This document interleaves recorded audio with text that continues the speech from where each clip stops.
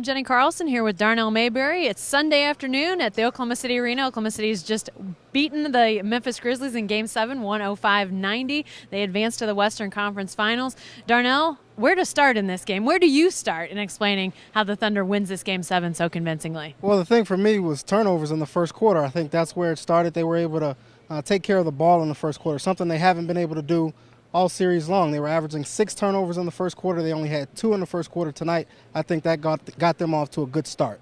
Well, a couple guys we need to talk about individually. Let's start with Kevin Durant. 39 big points, obviously. You win games with points. Talk about Kevin and the night he had, especially after the tough performance he had in Game 6. It was a defining moment for Kevin Durant. Like you said, 39 points, 13 of 25 shooting, bouncing back from, I think, a 4 for 11 performance in Game 6. What else can you say about the guy? When the team needed him most, he was there. Shane Battier and Tony Allen were not factors tonight like they were in Game 6. And I think, this is going to be one of those defining moments for his career. I think the first chapter in the greatness of Kevin Durant's career was written on Sunday afternoon in this Game 7.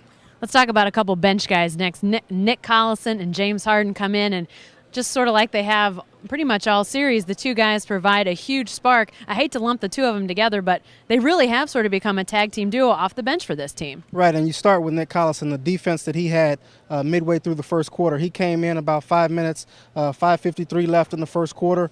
The Thunder, no coincidence, closes the quarter on a 13-4 run. Nick Collison's defense turned the tide in this game, and give credit to Scott Brooks. After not sticking with him for long enough in Game 6, he comes back in Game 7, makes the adjustment, sticks with Nick Collison, did a terrific job on Zach Randolph, and I think he was the player of this game, regardless of what the numbers say in the stat sheet for Kevin Durant and Russell Westbrook. Well, lastly, let's talk about Russell Westbrook, because the guy had a triple-double. You haven't had a Game 7 triple-double since 1992 when Scottie Pippen did it against the New York Knicks. It's a rarity. And yet, here we are not even leading off talking about him. I guess maybe that says something about this game. But he was pretty special in this game, too. Yeah, I mean, food for thought, folks. Russell Westbrook became the 5th player in NBA history in a Game 7 to record a triple-double. Here's the list. James Worthy, Scottie Pippen, Larry Bird, Jerry West. Russell Westbrook is in elite company. I think that should silence all of his critics. That's how good he was tonight.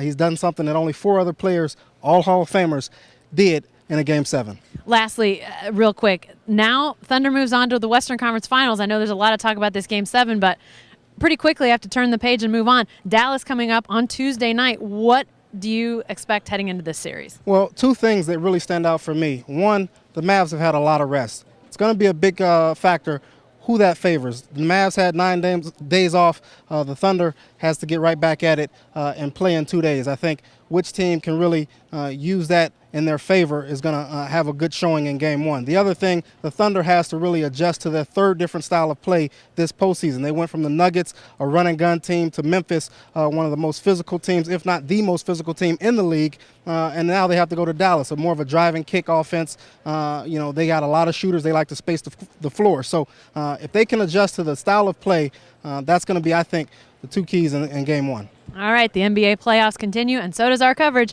Stay with NewsOK.com and the Oklahoman for all your Thunder coverage every day in the playoffs.